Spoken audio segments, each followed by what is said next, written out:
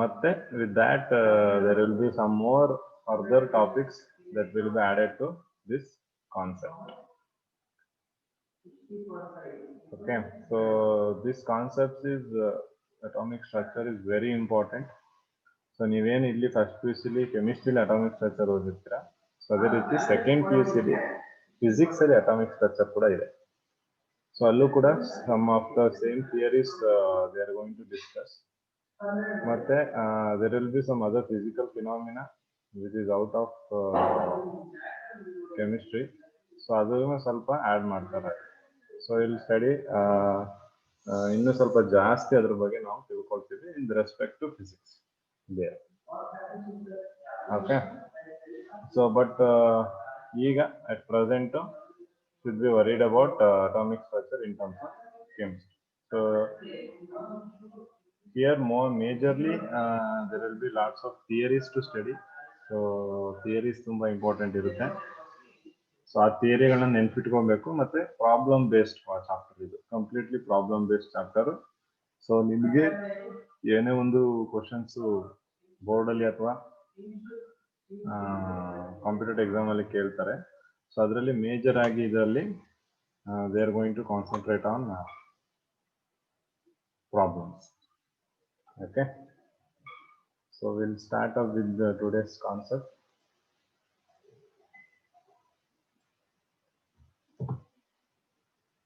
So first we'll have a small introduction about structure of atoms. Okay, so introduction ge anta bandre, so from very ancient time there was a lot of discussion over matter mere tumba discussion ಆಗ್ತಾ ಇತ್ತು.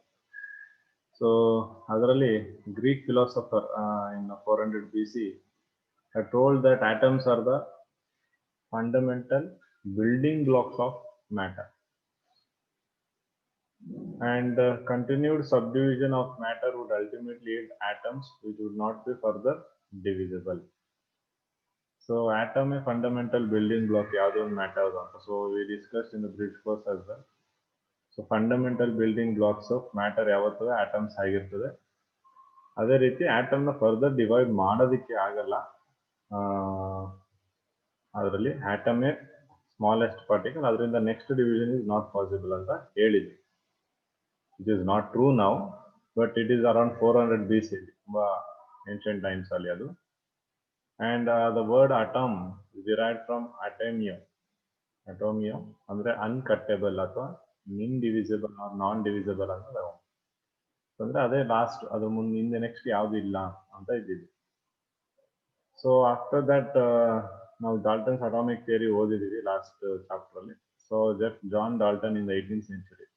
So 18th century ಏನ್ ಮಾಡ್ತಾನೆ ಅವನು, atom is the ultimate particle of the matter.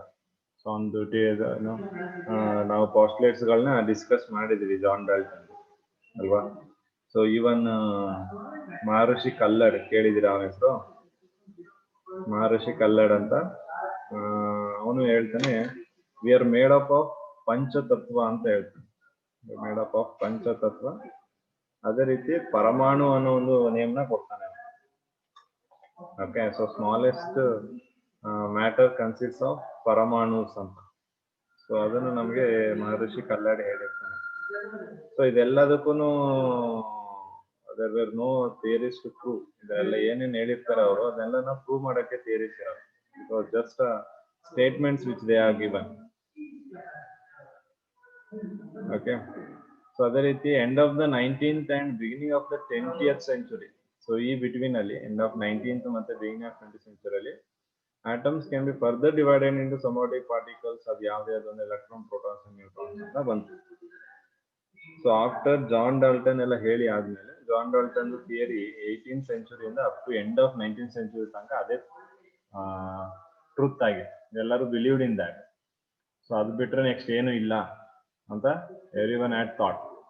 But later on at the end of the 19th century ಅಲ್ಲಿ ಏನಾಗ್ತಿತ್ತು, there was more of changes happen. Okay, so ಅಲ್ಲಿಂದ ಏನೊಂದು atomic structure ಮೇಲೆ and atom structure ಮೇಲೆ lot and lot of discoveries inventions took place. So ಅಲ್ಲಿಂದ what all the theories which were put forward in the ancient times, all theories were discarded. So ಎಲ್ಲ theories cancel ಮಾಡ್ತಾರೆ. So ಯಾಕಂದ್ರೆ every time every new scientist ಬರ್ತಿದ್ದಂಗೆನೆ they used to observe new discoveries. So ಎಲ್ಲ ಹೊಸ ಒಂದು discoveries ಆಗ್ತಾ ಇತ್ತು. Okay, so ಅದೆಲ್ಲ ಆದ್ಮೇಲೆ ನಮ್ಗೆ ಕೆಲವೊಂದು ಚಾಲೆಂಜಸ್ ಇದ್ವು. ಸೊ ಆಟಮ್ ಸ್ಟೆಬಿಲಿಟಿ ಬಗ್ಗೆ ಗೊತ್ತಿರಲಿಲ್ಲ.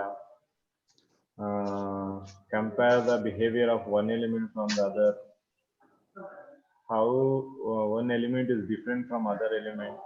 ಸೊ ಆ ಒಂದು relationship, formation of different kinds of molecule, how these molecules are forming, ಹೇಗೆ ಆಟಮ್ಗಳು ಕಂಬೈನ್ ಆಗ್ತಿದ್ದಾವೆ to form molecule, and to understand the origin and the nature of characteristic electromagnetic radiations observed or emitted by atoms. So ಕೆಲವೊಂದು ರೇಡಿಯೇಷನ್ಗಳನ್ನ emit ಮಾಡ್ತಾ ಇದ್ವು ಆಟಮ್ಗಳು, ಕೆಲವೊಂದು radiation observe ಮಾಡ್ಕೋತಿದ್ವು ಆಟಮ್ಗಳು. ಸೊ ಇದೆಲ್ಲದ್ರ ಬಗ್ಗೆ they were not having any clues. ಸೊ ಅದೆಲ್ಲವನ್ನ what all the challenges was there, so ಅದೆಲ್ಲವನ್ನ we'll be discussing one by one in this particular chapter. Okay, so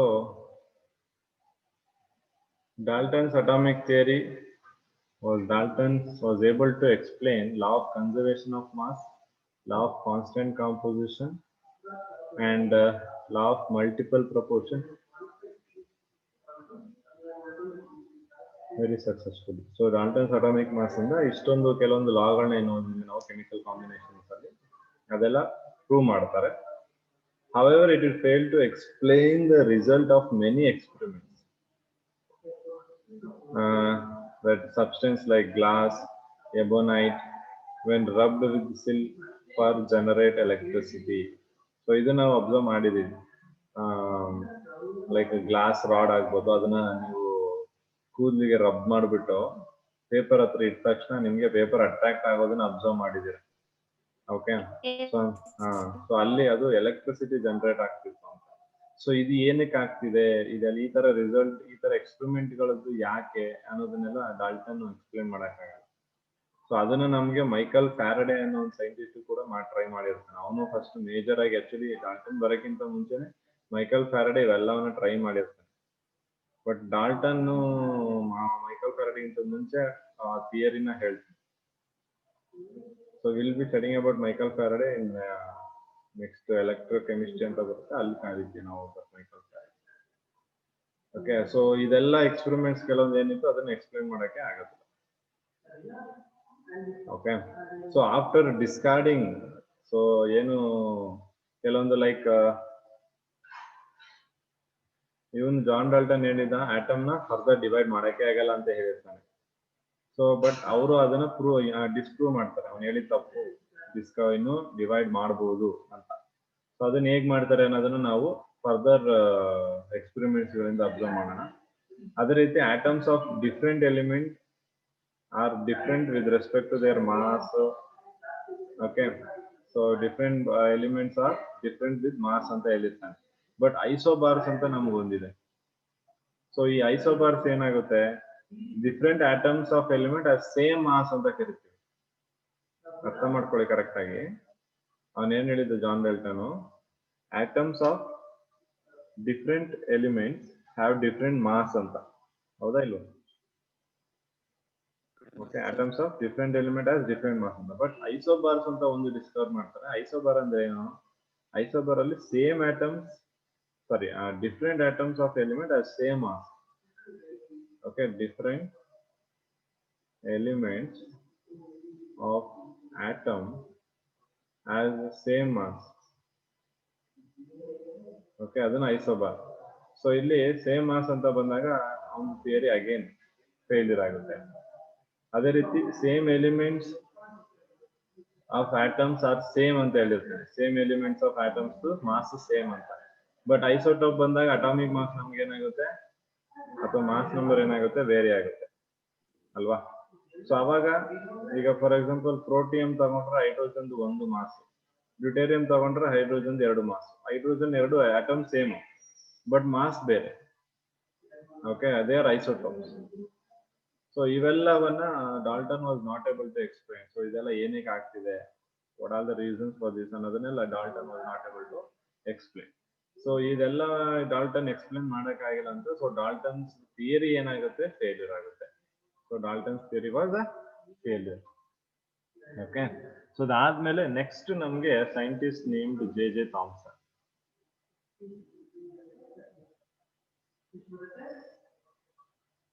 J.J. Thomson. So this chapter is more of theory I told. So ಅದಕ್ಕೆ ನಾನು ಜಾಸ್ತಿ ಥಿಯರಿನೇ ಹೇಳಬೇಕಾಗುತ್ತೆ. Okay, so ಅದರಿಂದ ಇಲ್ಲಿ ಬರೆಯೋದಕ್ಕಿಂತ ಹೇಳೋದು ಜಾಸ್ತಿ ಇರುತ್ತೆ.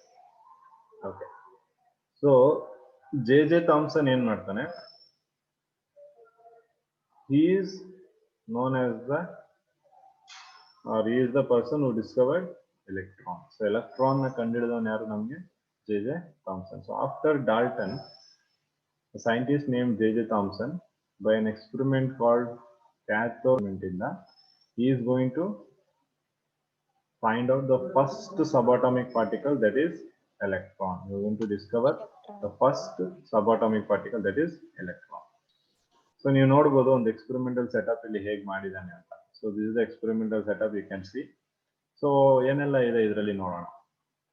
So we have a discharge tube. This is called glass discharge tube. ಇದು complete glass discharge tube.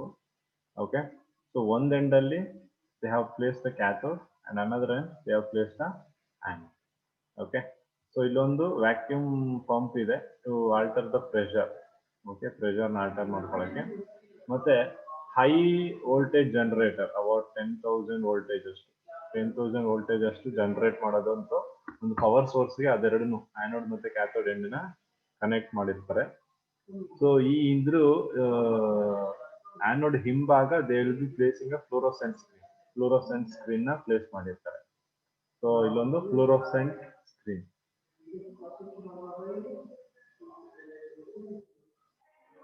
Okay, fluorescent screen. I'll tell you what is this a fluorescent screen. Okay, so ಅದಷ್ಟು experimental setup. ಇದ್ರೊಳಗಡೆ ನೋಡಿ air at very low pressure, ಅಥವಾ ಯಾವ್ದಾರ ಒಂದು gas ತಗೋಬಹುದು, hydrogen gas ಕೂಡ ತಗೊಂಡಿರ್ಬೋದು, ನೋ ಪ್ರಾಬ್ಲಮ್. ಹೈಡ್ರೋಜನ್ ಗ್ಯಾಸ್ ಅಥವಾ ಏರ್ ಯಾವ್ದಾದ್ರು ಒಂದು ಗ್ಯಾಸ್ ನ ತಗೊಂಡಿರ್ತೀವಿ ಇದ್ರೊಳಗಡೆ. This is gas discharge tube actually. Okay, so ಒಳಗಡೆ ಗ್ಯಾಸ್ ಮಾತ್ರ ಇರುತ್ತೆ, ಬೇರೆ ಏನಿರಲ್ಲ. The gas will be at very low pressure. It's very very important. ತುಂಬಾ ಲೋ ಪ್ರೆಷರ್ ಅಲ್ಲಿ ಇರುತ್ತೆ ಅದು. Around 10 to the power of -3 ಬಂದ್ಬಿಡುತ್ತೆ. ಸರ್ ಐ ಪವರ್ ಇದ್ರೆ ಏನಾಗುತ್ತೆ? ಯಾವ್ದು ಐ ಪವರ್ ಅಪ್ಪ? ಪ್ರೆಷರ್ ಜಾಸ್ತಿ ಇದ್ರೆ ಅಂತನಾ? Yes sir. ಅದನ್ನ ಹೇಳ್ತೀನಿ. ಪ್ರೆಷರ್ ಜಾಸ್ತಿ ಇದ್ದಾಗ ಏನಾಗುತ್ತೆ ಅಂತಾನೆ ಹೇಳ್ತೀನಿ. ಬಟ್ ಪ್ರೆಷರ್ ಜಾಸ್ತಿ ಇದ್ದಾಗ ಏನ್ ಮಾಡ್ತೀವಿ ಅನ್ನೋದನ್ನ ನಾನು ನೆಕ್ಸ್ಟ್ ಎಕ್ಸ್ಪೆರಿಮೆಂಟ್ ಅಲ್ಲಿ ಹೇಳ್ತೀನಿ. ಸೊ ಈಗ ಲೋ ಪ್ರೆಷರ್ ಮೇಂಟೈನ್ ಮಾಡಿದಾಗ ಏನಾಗುತ್ತೆ ನೋಡ್ಕೊಳ್ಳೋಣ. ನೆಕ್ಸ್ಟ್ ಹೈ ಪ್ರೆಷರ್ ಇನ್ನೊಂದು ಎಕ್ಸ್ಪೆರಿಮೆಂಟ್ ಮಾಡ್ತೀವಿ. ಆ ಹೈ ಪ್ರೆಷರ್ ಎಕ್ಸ್ಪೆರಿಮೆಂಟ್ ಅಲ್ಲಿ ಏನಾಗುತ್ತೆ ನೋಡ್ಕೊಳ್ಳೋಣ. ಸೊ ಇಲ್ಲಿ ಪ್ರೆಷರ್ ನಾವ್ ಎಷ್ಟು ಮಾಡಿದೀವಿ ಅಂದ್ರೆ 10 to the power of -3 mm of Hg. ಅದು ತುಂಬಾ low pressure, like almost vacuum ತರ ಇದೆ, ಆಲ್ಮೋಸ್ಟ್ ವ್ಯಾಕ್ಯೂಮ್ ತರ. ಓಕೆ, ಸೊ ಈಗ ಈ ತರ ಅರೇಂಜ್ಮೆಂಟ್ ಮಾಡ್ಕೊಂಡಿದ್ದಾನೆ, ಎಕ್ಸ್ಪೆರಿಮೆಂಟಲ್ ಸೆಟಪ್ ಮಾಡ್ಕೊಂಡಿದ್ದಾನೆ. ಸೊ ಎಕ್ಸ್ಪೆರಿಮೆಂಟಲ್ ಸೆಟಪ್ ಮಾಡ್ಕೊಂಡ್ಮೇಲೆ so will see the points over here. So ಇಲ್ಲಿ ನೋಡಬಹುದು ನೀವು, a cathode ray tube is made up of glass containing 2 thin pieces of metal called electrodes. ಇದು electrodes. These are metal electrodes. Okay, metal electrodes. So ಯಾವ metal ಅಂದ್ರೆ ನೀವು aluminium ಅಂತ ತಗೋಬಹುದು. Okay, so aluminium metal, ಯಾವ್ದಾದ್ರು metal ತಗೋಬಹುದು, problem ಏನಿಲ್ಲ. But ಅವ್ನು ಯಾವ ತಗೊಂಡಿದ್ದ ಇಲ್ಲಿ? ಅಲ್ಯೂಮಿನಿಯಂ ಮೆಟಲ್ ತಗೊಂಡಿದ್ದ. Okay, so aluminium metal electrode ನ ತಗೊಂಡಿದ್ರು. Okay, the electrical discharge tube through the gases could be absorbed only at very low pressure and very high voltage. Okay, so electrical discharge through the gases could be observed at very low pressure. So at tumba low pressure alli namage electrical discharge aguvanthadನ್ನ observe ಮಾಡೋದು. I'll tell you what is this. Then diagram I'll explain this. Very low pressure ಮತ್ತೆ high voltage ನೆನ್ಪಿಟ್ಕೊಳ್ಳಿ. The pressure of different gases could be adjusted by evacuation. Evacuation ಅಂದ್ರೆ ಈ vacuum ಇಂದ. ಈ vacuum ಇಂದ ಏನ್ ಮಾಡ್ತಿದ್ವಿ ನಾವು? ಎಷ್ಟು ಪ್ರೆಷರ್ ಬೇಕು ನಮ್ಗೆ ಅಷ್ಟನ್ನ ನಾವು ಅಡ್ಜಸ್ಟ್ ಮಾಡ್ಕೊಬೇಕು. ಓಕೆ, ಇಲ್ಲೊಂದು ನಾಬ್ ಇರ್ತಿತ್ತು, ಆ ನಾಬ್ ಇಂದ ನಿಮ್ಗೆ ಎಷ್ಟು ಪ್ರೆಷರ್ ಬೇಕು, ಜಾಸ್ತಿ ಬೇಕಾ ಕಮ್ಮಿ ಬೇಕಾ ಅದನ್ನ ಇಲ್ಲಿಂದ ಅರೇಂಜ್ ಮಾಡ್ಕೊತಿದ್ರು, ಇಲ್ಲಿಂದ ಚೇಂಜಸ್ ಮಾಡ್ಕೊತಾ ಇದ್ರು. So when sufficiently high voltage is applied across the electrode, the current starts flowing through a stream of particles moving in the tube from the negative electrode to the positive electrode. These were called cathode rays or cathode ray particles. ಅಂದ್ರೆ ಏನ್ ಹೇಳ್ತಿದ್ರಿ ಇಲ್ಲಿ? So ಯಾವಾಗ ಇದೆಲ್ಲ experiment setup ಮಾಡಿ ಇಲ್ಲಿ power ಇದೆ ಅಲ್ವಾ, ಈ ಪವರ್ ನ ಆನ್ ಮಾಡಿದ ತಕ್ಷಣ ಏನಾಗುತ್ತೆ, ಇಲ್ಲಿ they observe current starts flowing through a stream of particle moving in the tube from negative electrode. ಅಂದ್ರೆ ಇಲ್ಲಿಂದ ನೆಗೆಟಿವ್ ಎಲೆಕ್ಟ್ರೋಡ್ ಇಂದ ಯಾವ ಕಡೆ ಮೂವ್ ಆಗ್ತಿದೆ, ಅದು ಪಾಸಿಟಿವ್ ಎಲೆಕ್ಟ್ರೋಡ್ ಕಡೆ ಮೂವ್ ಆಗ್ತಿದೆ. ಅಂದ್ರೆ ಕ್ಯಾಥೋಡ್ ಇಂದ ಒಂದು ಸ್ಟ್ರೀಮ್ ಅಂದ್ರೆ ನೋಡಿದ್ರೆ ನೀವು ಒಂದಷ್ಟು ರೇಸ್ ತರ ಅದೇನಾಗ್ತಿದೆ, ಮೂವ್ ಆಗ್ತಾ ಇರುತ್ತೆ. Stream of particles will be moving from the negative electrode to the positive electrode. Negative ಆಗಿದೆ, ಕ್ಯಾಥೋಡ್ ಇದೆ, ಅದರಿಂದ ಯಾವ ಕಡೆ ಮೂವ್ ಆಗ್ತಿದೆ, ಆನೋಡ್ ಕಡೆಗೆ ಮೂವ್ ಆಗ್ತಿದೆ. ಆ ಕ್ಯಾಥೋಡ್ ರಿಂದ ರೇಸ್ ಒರಿಜಿನ್ ಆಗಿರೋದು, ಆ ಕ್ಯಾಥೋಡ್ ಇಂದ ರೇಡಿಯೇಷನ್ ಬರ್ತಿರೋದ್ರಿಂದ ನಾವು ಅದನ್ನ ಕ್ಯಾಥೋಡ್ ರೇಸ್ ಅಂತ ಕರಿತೀವಿ. ಸೊ ಅದನ್ನ we call it as cathode rays. Okay, so ಇಲ್ಲಿ the flow of current from cathode to anode was further checked by making a hole in the anode and coating the tube behind anode with the phosphorescent material zinc sulfide. Okay, so ಇವಾಗ ಏನ್ ಮಾಡಿದ್ರು, ಇಲ್ಲಿಂದ radiation ಬರ್ತಾ ಇದೆ, ಇಲ್ಲಿಂದ radiation ಬಂದು ಇದ್ರ ಮೇಲೆ ಬೀಳ್ತಾ ಇದೆಯಾ ಇಲ್ವಾ ಅಂತ ಗೊತ್ತಾಗಲ್ಲ. ಯಾಕಂದ್ರೆ ರೇಡಿಯೇಷನ್ ಇಲ್ಲಿ ಏನ್ ಬರ್ತಿತ್ತು, ದೇ ಆರ್ ಕಲರ್ಲೆಸ್. ಅರ್ಥ ಆಗ್ತಿದ್ಯಾ? ಕಲರ್ಲೆಸ್, ಏನು ಕಾಣಿಸ್ತಾನೆ ಇಲ್ಲ ಅವ್ರಿಗೆ, ಏನ್ ಬರ್ತಾ ಇದೆಯಾ ಇಲ್ವಾ ರೇಡಿಯೇಷನ್ ಏನಂತ ಗೊತ್ತಿಲ್ಲ. ಬಟ್ ಅವ್ರಿಗೆ ಏನೋ ಒಂದು ಫೀಲ್ ಆಗ್ತಾ ಇತ್ತು, ಏನೋ ಒಂದು ಪಾಸ್ ಆಗ್ತಿದೆ ಇಲ್ಲಿದೆ ಅಂತ. ಬಟ್ ಅಲ್ಲಿ ಕಲರ್ ಬರ್ತಾ ಇದೆಯಲ್ಲ ಅನ್ನೋ ಚೆಕ್ ಮಾಡಕ್ ಏನ್ ಮಾಡ್ತಾರೆ, ಈ ಆನೋಡ್ ಇದೆಯಲ್ಲ, ಈ ಆನೋಡ್ ನ ಅವರು ಟೂತ್ ಮಾಡ್ತಾರೆ, ಅಂದ್ರೆ ಪರ್ಫೋರೇಟೆಡ್. ಗೊತ್ತಾಗಿದ್ಯಾ ಪರ್ಫೋರೇಟೆಡ್ ಅಂದ್ರೆ? ಸರ್ ಎಲೆಕ್ಟ್ರಾನ್ಗೆ ಕಲರ್ ಇದೆಯಾ? ಇಲ್ಲ ಅದನ್ನ ಹೇಳ್ತಾ ಇರೋದು. ಓಕೆ ಓಕೆ, ಇಲ್ಲಿ ಬರುವಂತ ರೇಡಿಯೇಷನ್ ಏನು ಕಲರ್ ಎಕ್ಸಿಬಿಟ್ ಮಾಡಲ್ಲ. ಸೊ ಯಾವ್ದೇ ಒಂದು ಕಲರ್ ಇಲ್ಲ ಅಂದಾಗ ಏನಾಗುತ್ತೆ, ಸೊ ಅಲ್ಲಿ ಅವ್ರಿಗೆ ಏನು ಕಾಣಿಸ್ತಾ ಇಲ್ವಲ್ಲ, ರೇಡಿಯೇಷನ್ ಕಾಣಿಸ್ತಾ ಇಲ್ವಲ್ಲ ಅಂತ ಆಗುತ್ತೆ. ಬಟ್ ಅಲ್ಲಿ ಏನೋ ಪಾಸ್ ಆಗ್ತಿದೆ ಅನ್ನೋದು ಅವ್ರಿಗೆ ಗೊತ್ತಾಗುತ್ತೆ. Something is passing there from here to here ಅನ್ನೋದು ಒಂದು ವೇವ್ಸ್ ಅಲ್ಲಿ ಸ್ವಲ್ಪ ಅವ್ರಿಗೆ ಐಡಿಯಾ ಬರುತ್ತೆ. ಬಟ್ ಅದು ಏನು ಅನ್ನೋದು ಅಥವಾ ಹೇಗೆ ಬರ್ತಾ ಇದೆಯಾ ಇಲ್ವಾ ಅನ್ನೋದನ್ನ ಅವ್ರು ಪ್ರೂವ್ ಮಾಡ್ಬೇಕು. ಸೊ ಅದಕ್ಕೆ ಏನ್ ಮಾಡ್ತಾರೆ, ದೇ ಟುಕ್ ದಿಸ್ ಆನೋಡ್, ಇದನ್ನ ಪರ್ಫೋರೇಟೆಡ್ ಮಾಡ್ಕೊಂಡು, ಪರ್ಫೋರೇಟೆಡ್ ಅಂದ್ರೆ ಈ ತರ ಇದ್ದಿದ್ದು ಪ್ಲೇಟ್ ನ ಹೋಲ್ ಮಾಡೋದು. ಹೋಲ್ ಮಾಡಿದಾಗ ಏನಾಗುತ್ತೆ, radiations can pass through the whole ಅಲ್ವಾ, ಸೊ ಅದು ಪಾಸ್ ಆಗುತ್ತೆ. ಆ ರೇಡಿಯೇಷನ್ ಪಾಸ್ ಆಗ್ತಿತ್ತಲ್ಲ, ಅದ್ರ ಹಿಂದೆ ಏನ್ ಮಾಡಿದ್ರು ಅವರು, ಒಂದು ಫಾಸ್ಫರೆಂಟ್ ಮೆಟೀರಿಯಲ್ ನ ಇಟ್ರು.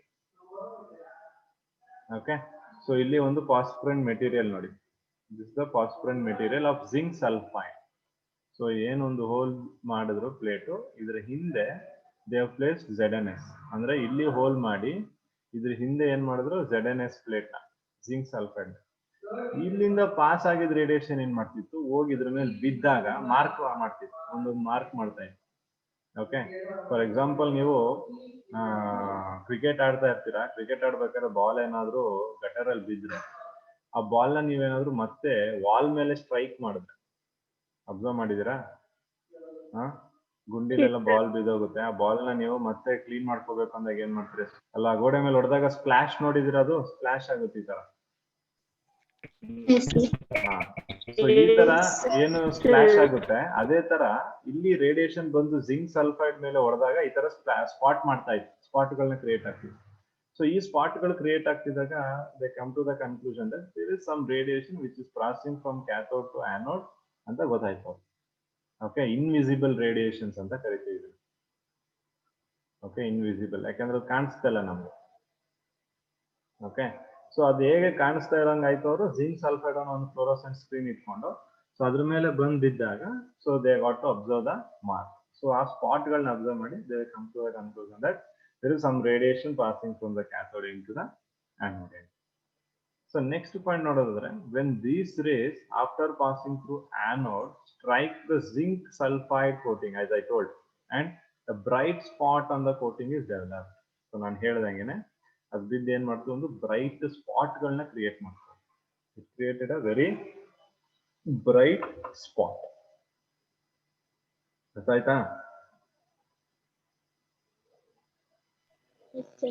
ಗೊತ್ತಾಯ್ತಾ ಹೇಳಿದ್ದು? ಸೊ ಅದರ ಒಂದು ಬ್ರೈಟ್ ಸ್ಪಾಟ್ಗಳು ಅಲ್ಲಿ ಬಂದು ಏನಾಯ್ತು ನಮಗೆ ಕ್ರಿಯೇಟ್ ಆಗ್ತಾ ಇತ್ತು.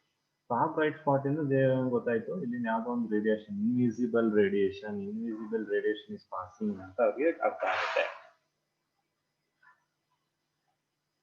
ಓಕೆ, ಸೊ ಆ ಇನ್ವಿಸಿಬಲ್ ರೇಸ್ ಇಂದ they were able to identify there is something passing from cathode ಇಂದ ಆನೋಡ್ ಅಂತ. ಸೊ ಇದನ್ನ ಸ್ಟಡಿ ಮಾಡಿದವರು ಕ್ರೂಕ್ಸ್ ಅಂಡ್ ಥಾಮ್ಸನ್ ಅಂತ. Crookes and Thomson J Thomson. So ಇದನ್ನ ಕ್ರೂಕ್ಸ್ ಥಾಮ್ಸನ್ ಮಾಡೆಲ್ ಅಂತಾನು ಕರೀತಾರೆ. ಓಕೆ, ಸೊ ಇವರಿಬ್ರು ಸ್ಟಡಿ ಮಾಡ್ತಾರೆ ಫಸ್ಟ್. ಆಮೇಲೆ ಪೆರಿನಿನ್ ಮತ್ತೆ ಮುಲಿಕನ್ ಅನ್ನೋ scientist after this. Perrin and ಮುಲಿಕನ್ after the Crookes and Thomson, Perrin ಮತ್ತೆ ಮುಲಿಕನ್ ಅವರು ಅದನ್ನ ಸ್ಟಡಿ ಮಾಡ್ತಾರೆ. ಸೊ ಹೇಗಾಗಿದೆ, ಏನಾಗ್ತಿದೆ ಅನ್ನೋದ. Okay, so that is what happens in the case of cathode ರೇ ಟ್ಯೂಬ್ ಎಕ್ಸ್ಪೆರಿಮೆಂಟ್. ಸೊ ಕ್ಯಾಥೋಡ್ ರೇ ಟ್ಯೂಬ್ ಎಕ್ಸ್ಪೆರಿಮೆಂಟ್ ಅಲ್ಲಿ ಅದೇ. ಸೊ ಇಲ್ಲಿ ಈ ಅಬ್ಸರ್ವೇಷನ್ಸ್ ಎಲ್ಲ ಮಾಡ್ತಾರಲ್ಲ, ಸೊ ಈ ಅಬ್ಸರ್ವೇಷನ್ಸ್ ಗಳನ್ನೆಲ್ಲ ಮಾಡಿ ದೇ ಕನ್ಕ್ಲೂಡ್ ದಟ್ ಕ್ಯಾಥೋಡ್ ರೇ consists of small negatively charge particles named these particle as electron. So ಹೇಗೆ ಇದನ್ನ they have told that they are negatively charged. ಹೇಗೆ ಹೇಳಿದ್ರು ಇದನ್ನ ನೆಗೆಟಿವ್ಲಿ ಚಾರ್ಜ್ ಅಂತ?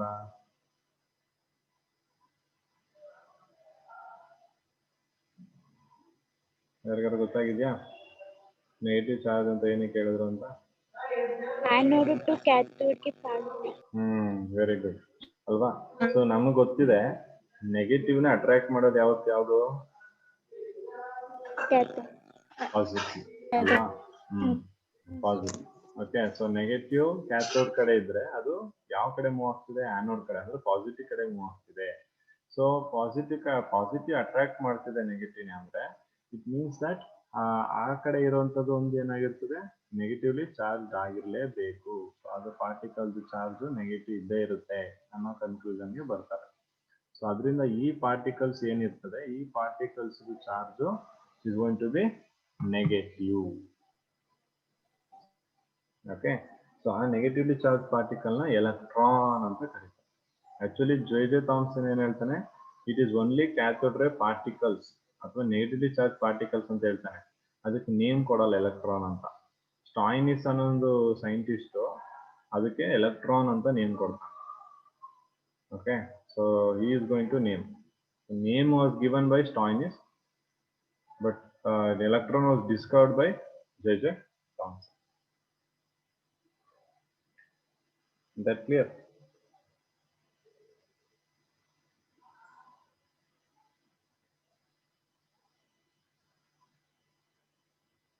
ಓಕೆ, ಇಲ್ಲಿ ಫ್ಲೂರೋಸೆಂಟ್ ಸ್ಕ್ರೀನ್ ಮೇಲೆ ಬಿದ್ದಾಗ ಕಲರ್ ಯಾವ್ದು ಅಬ್ಸರ್ವ್ ಆಗ್ತಿದೆ ನೋಡಿ? Green glow. ಓಕೆ, ಗ್ರೀನಿಶ್ ಎಲ್ಲೋ ತರ ಬರೋದು ಸ್ವಲ್ಪ. ಯಾವಾಗ ಅಂದ್ರೆ ಇಲ್ಲಿ ಬರೋ ರೇಡಿಯೇಷನ್ ದಲ್ಲ ಅದು, ಇದು ಫ್ಲೂರೋಸೆಂಟ್ ಸ್ಕ್ರೀನ್ ಮೇಲೆ ಬಿದ್ದ ಮೇಲೆ ಗೊತ್ತಾಗ್ತಿದ್ಯಾ? ಅದ್ರ ಮೇಲೆ ಬಿದ್ದಾಗ ಆ ಸ್ಪಾಟ್ ಗಳು ಇರ್ತಿತ್ತು ನೋಡಿ, ಆ ಸ್ಪಾಟ್ ಕಲರ್ ಏನ್ ಬರ್ತಿತ್ತು? ಗ್ರೀನಿಶ್ ಎಲ್ಲೋ ಅಥವಾ ಗ್ರೀನ್ ಕಲರ್ ಒಂದು ತರ ಕಲರ್ ಬರ್ತಾ ಇತ್ತು. ಗೊತ್ತಾಗಿದ್ಯಾ? ಇದ್ರಲ್ಲಿ ಏನಾದ್ರು ಡೌಟ್ಸ್ ಇದೆಯಾ ನೋಡಿ, ಚೆಕ್ ಮಾಡಿ.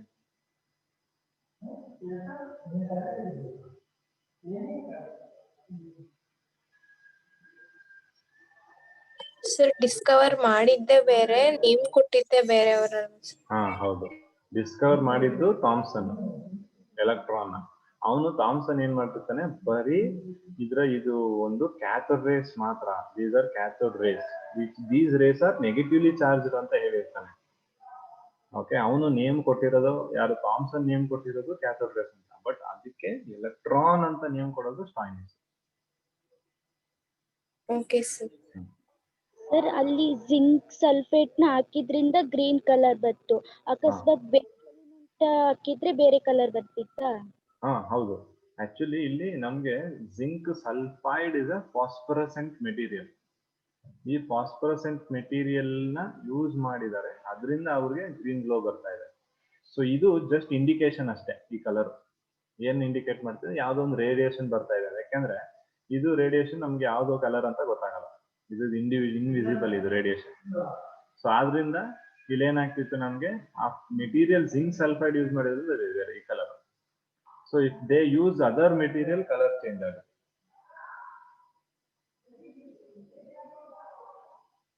ಅದೇ ರೀತಿ ಇಲ್ಲಿ ಅಲ್ಯೂಮಿನಿಯಂ ಮೆಟಲ್ ಬದಲು ಅವನು ಬೇರೆ ಯಾವ್ದಾದ್ರು ಮೆಟಲ್ ತಗೊಳ್ಳಿ. ಓಕೆ, ಸೊ ಅಲ್ಯೂಮಿನಿಯಂ ಮೆಟಲ್ ಬದಲು ಬೇರೆ ಯಾವುದೇ ಮೆಟಲ್ ತಗೊಂಡ್ರು ಇದರಲ್ಲಿ ಯಾವುದೇ ಚೇಂಜಸ್ ಆಗಲ್ಲ. ಅದಾಗ್ತಿದ್ಯಾ? ಅಂದ್ರೆ it is independent of electrode. ಯಾವ್ದಾದ್ರು ಮೆಟಲ್ ತಗೊಂಡು, ನೀವು ಅಲ್ಯೂಮಿನಿಯಂ ತಗೋಬೇಕಂತಿಲ್ಲ, ನೀವು ಯಾವ ಮೆಟಲ್ ತಗೊಂಡ್ರು ಎಲ್ಲಾ ಮೆಟಲ್ ಅಲ್ಲೂ ಒಂದೇ ರೀತಿ ಆಗುತ್ತೆ. ಒಂದೇ ರೀತಿ ಆಗುತ್ತಿದೆ ಅಂದ್ರೆ ಅರ್ಥ ಏನು? ಎಲ್ಲಾ ಆಟಮ್ಗಳಲ್ಲೂ ಎಲೆಕ್ಟ್ರಾನ್ ಇದೆ ಅಂತ ಅಲ್ವಾ? ನೀವು ಒಂದೊಂದು ಮೆಟಲ್ ಯೂಸ್ ಮಾಡಿದಾಗೂ ನಿಮ್ಗೆ ಒಂದೊಂದು ಕಲರ್ ಬಂದ್ಬಿಟ್ರೆ, ಒಂದೊಂದು ಕಲರ್ ಅನ್ನೋಕ್ಕಿಂತ ಒಂದೊಂದ್ ತರ ರೇಡಿಯೇಷನ್ಸ್ ಬಂದ್ಬಿಟ್ರೆ ಎಲ್ಲಾ ಆಟಮ್ಗಳಲ್ಲಿ ಎಲೆಕ್ಟ್ರಾನ್ ಇದೆ ಅಂತ ಹೇಳಕ್ಕಾಗಲ್ಲ. ಓಕೆ, ಸೊ ಅದರಿಂದ ನೀವು ಯಾವುದೇ ಒಂದು ಆಟಮ್ಗಳನ್ನ ತಗೊಂಡ್ರು ಅಥವಾ ಯಾವುದೇ ಒಂದು ಮೆಟಲ್ಗಳನ್ನ ತಗೊಂಡು ಅದರಿಂದ ಎಮಿಟ್ ಆಗುವಂತ ರೇಡಿಯೇಷನ್ಗಳು ಸೇಮ್ ಇರುತ್ತೆ, ಸೇಮ್ ಕ್ಯಾಥೋಡ್ ರೇಸ್ ಆಗಿರುತ್ತೆ. ಸೊ ಅವಾಗ ನಾವೇನ್ ಕನ್ಕ್ಲೂಷನ್ ಮಾಡ್ತೀವಿ, ಎಲ್ಲಾ ಆಟಮ್ಗಳಲ್ಲೂ ಇರುವಂತದ್ದು ಎಲೆಕ್ಟ್ರಾನ್. ಅದೇ ರೀತಿ ನೀವು ಇಲ್ಲಿ ಗ್ಯಾಸ್ ಕೂಡ ಚೇಂಜ್ ಮಾಡ್ಬೋದು. ನೀವು ಯಾವ ಗ್ಯಾಸ್ ಬೇಕಾದ್ರೂ ತಗೊಂಡು at low pressure. So gas ತಗೊಂಡ್ರು it doesn't effects the radiations here. Is independent of nature of gas as well as nature of electrode what we take.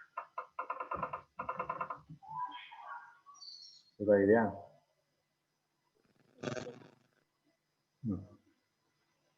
So ಇನ್ನೇನ್ ಡೌಟ್ಸ್ ಇದೆ?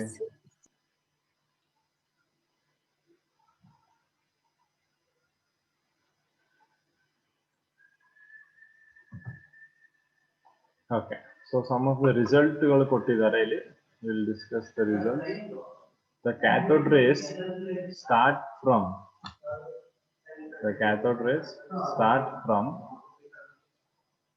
cathode and move towards anode. ಹೌದಲ್ವಾ? So cathode race start ಆಗೋದು cathode ಇಂದ ಮತ್ತೆ anode ಕಡೆ move ಆಗುತ್ತೆ. These rays themselves are not visible ಅಂತ ಹೇಳಿದೆ. They are invisible ಅಂತ, not visible. But their behavior can be observed with the help of certain kind of material. ಯಾವ material ಅದು? ಫ್ಲೂರೋಸೆಂಟ್ ಅಥವಾ phosphorescent material which glow when hit by them ಅಲ್ವಾ? ನೀವು ಹೋಗಿ ಅದನ್ನ ಕೊಡಿದ್ರೆ ಅವಾಗ ಏನಾಗುತ್ತೆ, ಅದು ಗ್ಲೋ ಆಗಕ್ಕೆ ಸ್ಟಾರ್ಟ್ ಆಗುತ್ತೆ. ಓಕೆ, ಆ ಟೈಪ್ ಆಫ್ ಮೆಟೀರಿಯಲ್ ಯೂಸ್ ಮಾಡ್ತಾರೆ. In the absence of electric or magnetic field, the rays travel in straight line. ಇದ್ರ ಬಗ್ಗೆ ನಾನು ಹೇಳ್ತೀನಿ. ಅದೇ ರೀತಿ in the presence of electric or magnetic field, the behavior of cathode rays are similar to expected from negatively charged particles, suggesting the cathode ray consists of negatively charged particle. I'll tell about this. So ಇದಕ್ಕೆ experiment ಗಳಿದೆ, ಅದು ಮಾಡಿ ಹೇಳ್ತೀನಿ ನಾನು. Just ಈಗ ಇದನ್ನ ಓದ್ಕೊಳ್ಳಿ ಸಾಕು. The characteristic of cathode rays do not depend upon material of electrode and nature of gas. ನಾನು ಹೇಳಿದೆ ಇದನ್ನ ಈಗ ತಾನೆ ಅಲ್ವಾ? ಈ ಎಲೆಕ್ಟ್ರೋ ಏನು ಕ್ಯಾರೆಕ್ಟರ್ಸ್ ಇದೆ ಕ್ಯಾಥೋಡ್ ರೇಸ್, ಅದು ಮೆಟೀರಿಯಲ್ ಮೇಲೆ ಮತ್ತೆ ನೇಚರ್ ಆಫ್ ಗ್ಯಾಸ್ ಮೇಲೆ ಡಿಪೆಂಡ್ ಆಗಲ್ಲ. ನೀವು ಯಾವುದೇ ಗ್ಯಾಸ್ ತಗೊಳ್ಳಿ, ನೀವು ಯಾವುದೇ ಎಲೆಕ್ಟ್ರೋಡ್ ತಗೊಳ್ಳಿ, ಓಕೆ, ಅದ್ರ ಮೇಲೆ ಯಾವುದೇ ಕಾರಣಕ್ಕೂ ಇದು ಡಿಪೆಂಡ್ ಆಗಲ್ಲ. It is independent. Okay, so what we can conclude from this, electron are the basic constant of all atoms. ಹೇಳಿದ್ದ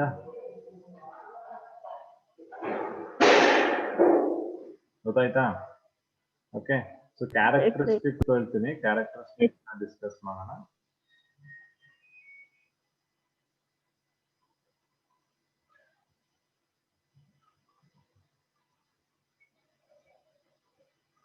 characteristics of cathode ray. CR ಅಂದ್ರೆ cathode rays. ಓಕೆ, ಸೊ ಏನ್ ಕ್ಯಾರೆಕ್ಟರಿಸ್ಟಿಕ್ಸ್? ಸೊ ಫಸ್ಟ್ ಏನ್ ಹೇಳ್ಬೋದು ನಾನು, they are negatively charged ಹೇಳ್ಬೋದಾ? So they R negatively charge, ನಮ್ಗೆ ಗೊತ್ತಿದೆ negatively charge particles ಅಂತ. Okay, next they travel in straight line. They travel in straight line. ಇದ್ರದ್ದು speed ಎಷ್ಟಿರುತ್ತೆ ಅಂದ್ರೆ ಆಲ್ಮೋಸ್ಟ್ ದಟ್ ಆಫ್ ಲೈಟ್. ಈ ರೇಡಿಯೇಷನ್ಸ್ ಪಾಸ್ ಆಗುತ್ತೆ ನೋಡಿ, ಕ್ಯಾಥೋಡ್ ರೇ ಇಂದ ಆನೋಡ್ ಕಡೆಗೆ ಆ ರೇಡಿಯೇಷನ್ ಸ್ಪೀಡ್ ಎಷ್ಟಿದೆ ಅಂದ್ರೆ almost equal to rate of speed of light. So ನಿಮ್ಗೆ ಈಗ ಇಮ್ಯಾಜಿನ್ ಮಾಡ್ಕೋಬಹುದು ಎಷ್ಟು ಫಾಸ್ಟ್ ಆಗಿ ಕ್ಯಾಥೋಡ್ ರೇಸ್ ಮೂವ್ ಆಗ್ತಿದೆ ಅಂತ. Okay, so the travel in straight line ಅಂತ ಹೇಗೆ ಹೇಳ್ತೀರಾ ನೀವು? ಯಾವ್ದೋ ಒಂದು ರೇಡಿಯೇಷನ್ ಸ್ಟ್ರೈಟ್ ಲೈನ್ ಅಲ್ಲಿ ಹೋಗ್ತಿದೆ ಅಂತ ಹೇಗೆ ಹೇಳ್ಬೋದು? So you need the physics phenomenons to explain here. ಯಾಕೆಂದ್ರೆ ರೇಡಿಯೇಷನ್ಸ್ ಅಂತ ಬಂದಾಗ will use most of the physical phenomenons to discuss. Okay, so ಇಲ್ಲಿ ಏನ್ ಮಾಡ್ತೀರಾ ನೋಡಿ. ಸೊ ಇಲ್ಲಿ ಒಂದು ಏನಿದೆ ನಮ್ಗೆ ಕ್ಯಾಥೋಡ್ ಇದೆ. ಸೊ ಈ ಕ್ಯಾಥೋಡ್ ಇಂದ ಕ್ಯಾಥೋಡ್ ರೇಸ್ ಎಮಿಟ್ ಆಗ್ತಾ ಇದೆ. ಸೊ ನಾವೇನ್ ಮಾಡ್ತೀವಿ, ಇಲ್ಲೊಂದು ಆಬ್ಜೆಕ್ಟ್ ನ ಇಡ್ತೀವಿ, any object. Okay, you can keep any object. Okay, so ಈ ಆಬ್ಜೆಕ್ಟ್ ಏನಾಗಿರುತ್ತೆ, ಒಪೆಕ್ ಕ್ಯೂ. ಒಪೆಕ್ ಕ್ಯೂ ಅಂದ್ರೆ ಏನ್ ಗೊತ್ತಾ?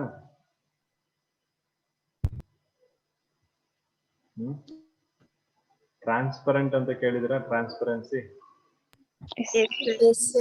Glass is not a opaque ಅಲ್ವಾ? ಅಲ್ವಾ? ಸೊ ಸ್ಟೋನ್ ಇಸ್ ಒಪೆಕ್ ಅಲ್ವಾ? Stone is opaque, but glass is not a opaque. So ಆ ತರ ಆಬ್ಜೆಕ್ಟ್, ಯಾವ ಆಬ್ಜೆಕ್ಟ್ ಅಂದ್ರೆ ಒಪೆಕ್ ಆಗಿರ್ಬೇಕು.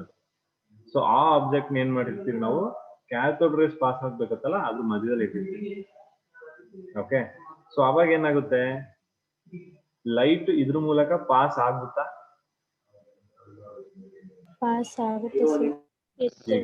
ಈಗ ನೋಡಿ, ನಾನೇನ್ ಮಾಡಿದೀನಿ ಅಂದ್ರೆ ಒಂದ್ ದೊಡ್ಡ ಕಲ್ಲು ಇಟ್ಟಿದ್ದೀನಪ್ಪ, ಇಲ್ಲಿ ದೊಡ್ಡ ಬ್ರಿಕ್ ಇದು. Okay, it is a very big brick. ಈ ಕಡೆ ನನ್ನ ಹತ್ರ ಟಾರ್ಚ್ ಇದೆ. ಓಕೆ, ಈ ಟಾರ್ಚ್ ನಾನು ಆನ್ ಮಾಡ್ತೀನಿ. ಈ ಟಾರ್ಚ್ ಆನ್ ಮಾಡಿದಾಗ ಲೈಟ್ ಇದರಿಂದ ಪಾಸ್ ಆಗಿ ಹೋಗುತ್ತಾ, ಇದರಿಂದ ಹಿಂಗ್ ಸ್ಕ್ಯಾಟರ್ ಆಗುತ್ತಾ? ಪಾಸ್ ಆಗಲ್ವಾ, ಒಳಗಡೆ ಪಾಸ್ ಆಗಲ್ಲ. ಅದೇ ಈ ಜಾಗದಲ್ಲಿ ಗ್ಲಾಸ್ ಇದ್ದಿದ್ರೆ ಏನಾಗೋದು? ಪಾಸ್ ಆಗತ್ತಾನೆ ಒಳಗಡೆ. ಗ್ಲಾಸ್ ಒಳಗ್ ಬಿಟ್ರೆ ಪಾಸ್ ಆಗೋದು. ಸೊ ಇಲ್ಲಿ ನಾನ್ ತಗೊಂಡಿರೋದು ಯಾವ್ದು? ಒಪೆಕ್ ತಾನೆ. ಪಾಸ್ ಆಗುತ್ತಾ ಆಗಲ್ವಾ? ಈಗ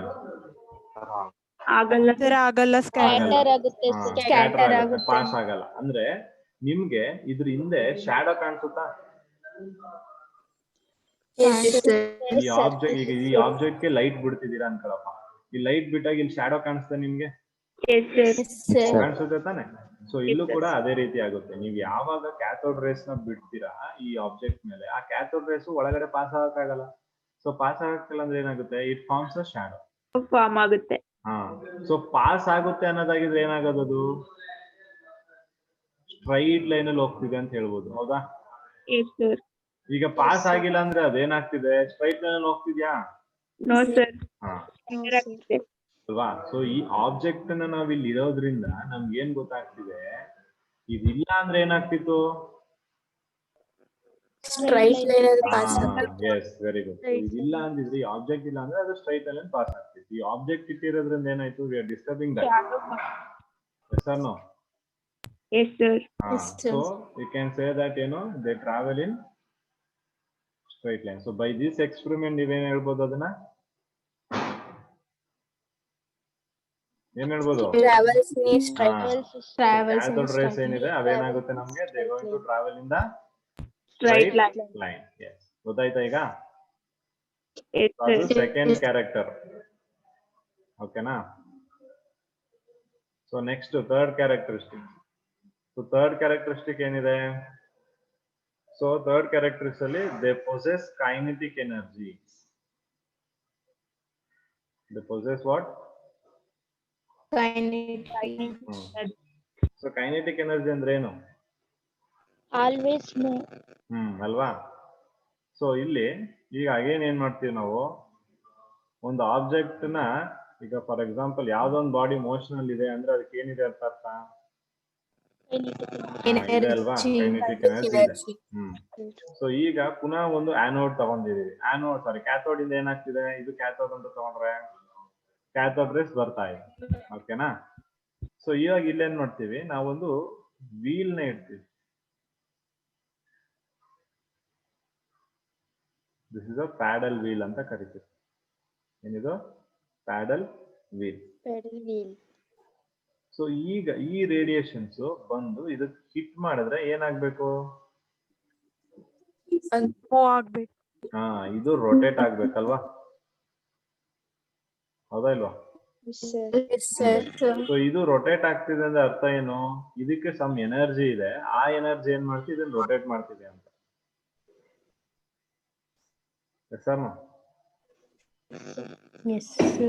ಸೊ ಆ ಎನರ್ಜಿನ ಯಾವ್ದು ಇಲ್ಲಿ? Kinetic energy. Kinetic energy. Yes, very good. So cathode rays possess kinetic energy. Okay, so ಇದೊಂದು ಎಕ್ಸ್ಪೆರಿಮೆಂಟ್, ಎಲ್ಲ ಎಕ್ಸ್ಪೆರಿಮೆಂಟ್ ಗಳನ್ನ ಮಾಡಿರೋದು ಅವರು. ಅರ್ಥ ಆಗ್ತಿದ್ಯಾ? ಇದೆಲ್ಲವನ್ನ ಡಿಸ್ಚಾರ್ಜ್ ಟ್ಯೂಬ್ ಒಳಗಡೆ ಎಕ್ಸ್ಪೆರಿಮೆಂಟ್ಸ್ ಮಾಡಿರ್ತಾರೆ. ಸೊ ಮಾಡಿ ಇದು ರೊಟೇಟ್ ಆಗೋದು ನೋಡ್ಬಿಟ್ಟು, ಓಕೆ ಎನರ್ಜಿ ಇರೋದ್ರಿಂದ ಇದು ರೊಟೇಟ್ ಆಗ್ತಿದೆ, ಆಗ ಎನರ್ಜಿ ಅನ್ನೋದು ಕೈನೆಟಿಕ್ ಎನರ್ಜಿ ಅಂತ ಕರೀತಾರೆ. ಗೊತ್ತಾಯ್ತಾ? Yes sir. ಸೊ ಅದೇ ರೀತಿ ನೆಕ್ಸ್ಟ್ ಕ್ಯಾರೆಕ್ಟರಿಸ್ಟಿಕ್ ನೋಡೋದಾದ್ರೆ, ಸೊ ನೆಕ್ಸ್ಟ್ ಕ್ಯಾರೆಕ್ಟರಿಸ್ಟಿಕ್ ಏನಿದೆ? They are made up of small particles ಅಂತ ಹೇಳಿದ್ದಾರೆ. Small particles. ಹೌದಾ ಇಲ್ವಾ? ನೀವೇ ಹೇಳ್ಬಿಡ್ಬೇಕು, ಇದಕ್ಕೇನು ಎಕ್ಸ್ಪ್ಲನೇಷನ್ ಬೇಕಾ? ಎಲೆಕ್ಟ್ರಾನ್ಸ್ ಅಂದ್ರೆ ನಿಮ್ಗೆ ಗೊತ್ತಿದೆ, ದೊಡ್ಡದಾಗಿರುತ್ತೆ ಅವು. Not at all possible. They are going to be very small particles. Yes. So ಇಲ್ಲಿ ಇನ್ನೊಂದು ಏನ್ ಮಾಡ್ತೀವಿ ನಾವು ನೋಡಿ, they are deflected towards positive plate in electric field. They are deflected by electric field. So ಏನ್ ಮಾಡ್ತೀವಿ ಇಲ್ಲಿ ಎಲೆಕ್ಟ್ರಿಕ್ ಫೀಲ್ಡ್ ಡಿಫ್ಲೆಕ್ಷನ್ ತೋರ್ಸಕ್ಕೆ? ಅಗೇನ್ ಏನ್ ಮಾಡ್ತೀವಿ ನಾವು? ಸೇಮ್ ಪ್ರೊಸೆಸ್ ಮಾಡೋದಪ್ಪ. ಇಲ್ಲಿ ಪುನಃ ನೀವೇನ್ ಮಾಡ್ತೀರಾ? ಕ್ಯಾಥೋಡ್ ರೇ ತಗೋತೀರಾ, ಅನ್ನೋಡ್ ತಗೋತೀರಾ, ಅದ್ರಲ್ಲಿ ಕ್ಯಾಥೋಡ್ ರೇ ಬರ್ತಾ ಇದೆ. ಓಕೆ, ಇಲ್ಲೇನ್ ಮಾಡ್ತೀವಿ ಅಂದ್ರೆ ಎಲೆಕ್ಟ್ರಿಕ್ ಪ್ಲೇಟ್ಗಳನ್ನ, ಆ ಡಿಸ್ಚಾರ್ಜ್ ಟ್ಯೂಬ್ ಇರುತ್ತೆ ನೋಡಿ, ಇದೊಂದು ಡಿಸ್ಚಾರ್ಜ್ ಟ್ಯೂಬ್ ಅಂದ್ರೆ ಈ ಡಿಸ್ಚಾರ್ಜ್ ಟ್ಯೂಬ್ ಎರಡು ಎಂಡ್ಗಳಲ್ಲಿ, ಆ ಕಡೆ ಮತ್ತೆ ಈ ಕಡೆ ಏನ್ ಮಾಡ್ತಿದೀವಿ ನಾವು? ಎಲೆಕ್ಟ್ರಿಕ್ ಪ್ಲೇಟ್ಗಳನ್ನ, ಇದು ನೆಗೆಟಿವ್ ಎಂಡ್, ಇದು positive end, electric ಪ್ಲೇಟ್ಗಳನ್ನ ಇಟ್ಟಿದೀವಿ.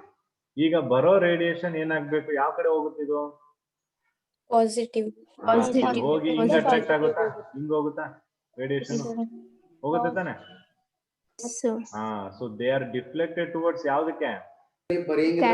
Positive plate in the electric field. So ಇದು ಎಲೆಕ್ಟ್ರಿಕ್ ಫೀಲ್ಡ್ ನಾವು ಆಗ್ತಾ ಇರೋದು. ಆ ಕಡೆ ಮತ್ತೆ ಈ ಕಡೆ ಏನ್ ಮಾಡ್ತಿದ್ವಿ ನಾವು? ಪಾಸಿಟಿವ್ ನೆಗೆಟಿವ್ ಆಗಿ ಒಂದು ಎಲೆಕ್ಟ್ರಿಕ್ ಫೀಲ್ಡ್ ನ ಅಪ್ಲೈ ಮಾಡ್ತಾ ಇದೀವಿ. ಸೊ ಈ ಎಲೆಕ್ಟ್ರಿಕ್ ಫೀಲ್ಡ್ ನ ಅಪ್ಲೈ ಮಾಡಿದಾಗ ಏನಾಗ್ತಿರ್ತದೆ? ಅದು ಬಂದಾಗ ಯಾವ ಕಡೆ ಡಿಫ್ಲೆಕ್ಟ್ ಆಗ್ಬೇಕು? ಪಾಸಿಟಿವ್. ಅದು ಅಗೇನ್ ಏನ್ ಪ್ರೂವ್ ಮಾಡುತ್ತೆ? ಪಾಸಿಟಿವ್ ಕಡೆ ಮೂವ್ ಆಗ್ತಿರೋದ್ರಿಂದ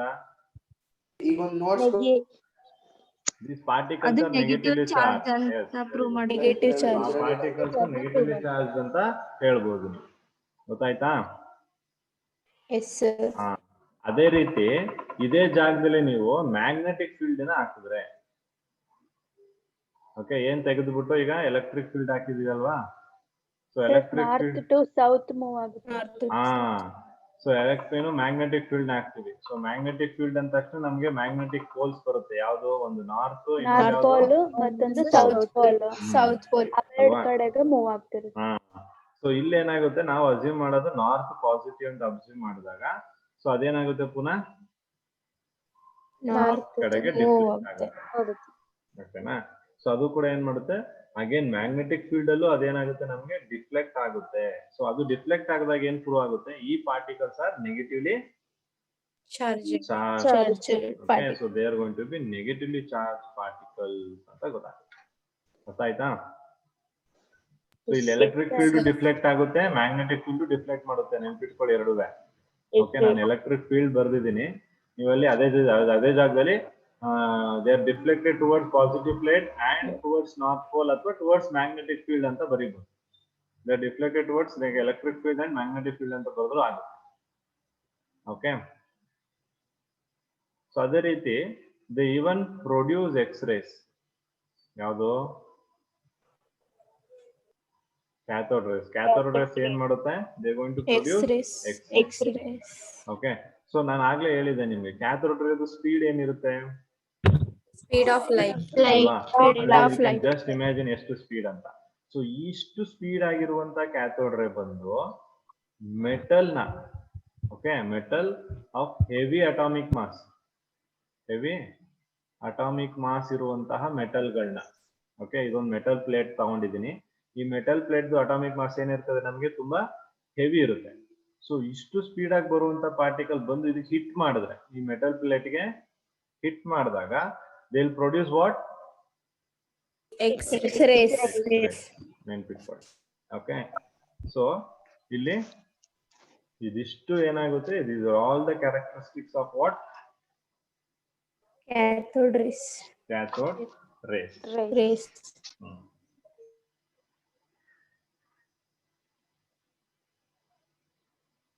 ಕ್ಲಿಯರ್ ಆಗಿದೆಯಾ? Yes, sir. Yes, sir.